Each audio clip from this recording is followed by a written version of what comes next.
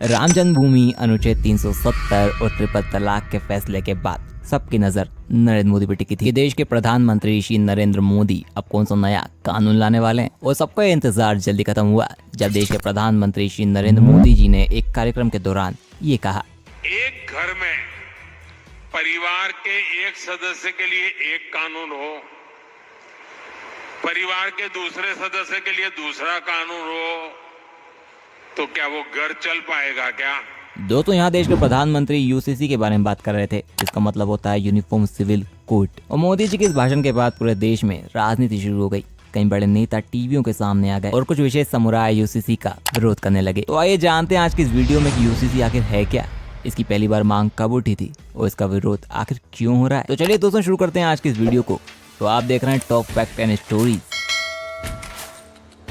तो आखिर क्या है यूनिफॉर्म सिविल कोड यानी यूसीसी, जिसे समान नागरिकता कानून भी कहा जाता है। दोस्तों यूनिफॉर्म सिविल कोड का मतलब होता है भारत में रहने वाले हर एक नागरिक के लिए सामान्य कानून होना, फिर वो चाहे किसी भी धर्म या फिर किसी भी जाति का क्यों ना हो। दोस्तों समान नागरिकता संहिता में शादी, तलाक और जमीन जायदाद के बंटवारे में सभी धर्मों के लिए एक कानून ही लागू होगा। यानी यूसीसी आने का मतलब है निष्पक्ष कानून, जिसका किसी भी धर्म से कोई ताल्लुक नहीं होगा। आइए जानते हैं कि आखिर क्यों जरूरी है यूनिफॉर्म सिविल कोड। दरअसल दोस्तों दुनिया के किसी भी देश में जाति और धर्म के आधार पर अलग अलग कानून नहीं है, लेकिन हमारे भारत में अलग अलग पत्तों के मैरिज एक्ट है और इस वजह से विवाह, जनसंख्या समेत कई तरह का सामाजिक ताना बाना भी बिगड़ा हुआ है। इसलिए देश के कानून में एक ऐसे यूनिफॉर्म की जरूरत आ पड़ी है जो सभी धर्म, जाति, वर्ग और संप्रदाय के लोगों को एक ही सिस्टम में लेकर आए। दोस्तों इसके साथ ही जब तक हमारे देश के संविधान में सुविधा या सुधार नहीं होगा तब तक भारत के पथ निष्पक्ष होने का अर्थ भी साफ तौर पे नजर नहीं आएगा। दोस्तों इसके साथ ही अलग अलग धर्मों के अलग कानूनों के चलते न्यायपालिका पर भी बोझ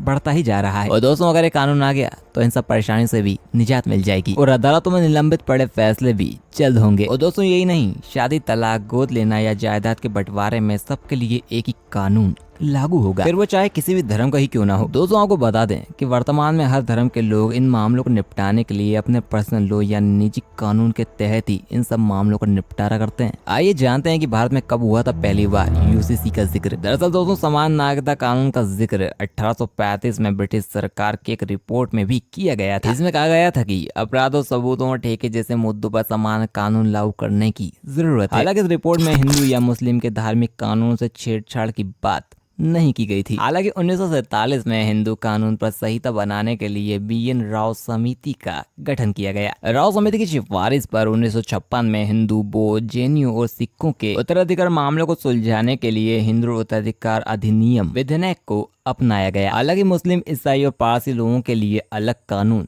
रखे गए थे। दोस्तों आखिर क्यों हो रहा है यूसीसी का विरोध? दरअसल मुस्लिम समुदाय यूसीसी को धार्मिक मामलों में दखल के तौर पे देखता है। दरअसल मुस्लिम पर्सनल बोर्ड लॉ के तहत शरिया के आधार पर मुस्लिमों के लिए कानून तय होते हैं। दोस्तों जब 3 तलाक कानून आया था तब इस पे भी नाखुशी जताई गई थी। यूसीसी का विरोध करने वाले मुस्लिम धर्म गुरुओं का मानना है कि यूसीसी की वजह से मुस्लिम पर्सनल लॉ बोर्ड का वजूद खतरे में पड़ जाएगा, जो सीधे तौर पर मुसलमानों के अधिकारों का हनन होगा। मुस्लिम धर्म गुरुओं का कहना है कि शरिया में महिलाओं को संरक्षण मिला हुआ है, इसके लिए अलग से किसी भी कानून को बनाए जाने की जरूरत नहीं है। यहाँ तक कि मुस्लिम धर्म गुरुओं को यूनिफॉर्म सिविल कोड के जरिए मुसलमानों पर हिंदू रीति रिवाज थोपने की कोशिश का शक है। इनका मानना है कि यूसीसी लागू होने के बाद हर मजहब पर हिंदू रीति रिवाज थोपे जाने की कोशिश की जाएगी। हालांकि यूसीसी लागू होने पर सिर्फ पूरे देश में ये बदलाव होंगे। यदि अगर यूसीसी लागू होता है तो देश भर में सभी धर्मों के लिए विवाह, तलाक, बच्चा गोद लेना और संपत्ति के बंटवारे जैसे विषयों में सभी नागरिकों के लिए एक जैसे नियम लागू होंगे। हालांकि भारत के एक राज्य में यूनिफॉर्म सिविल कोड पहले से ही लागू है और वो राज्य है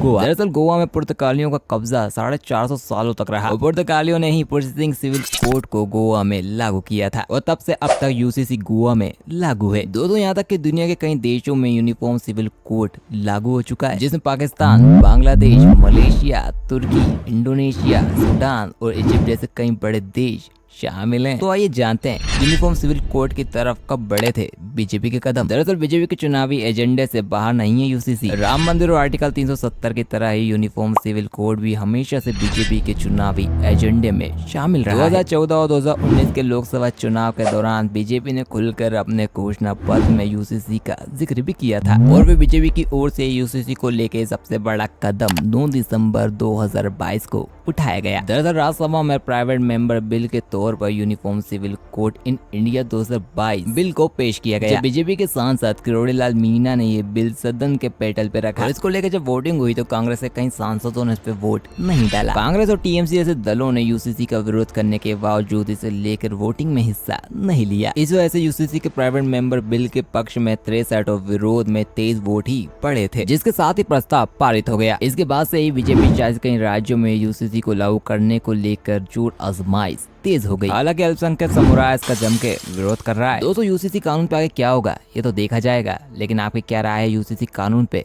हमें जरूर बताएं। तो दोस्तों अगर आपको जानकारी पसंद आई हो और ऐसी मोर इंटरेस्टिंग वीडियोस के लिए आपके चैनल टॉप फैक्ट को सब्सक्राइब जरूर करें। तब तक के लिए जय हिंद, जय भारत।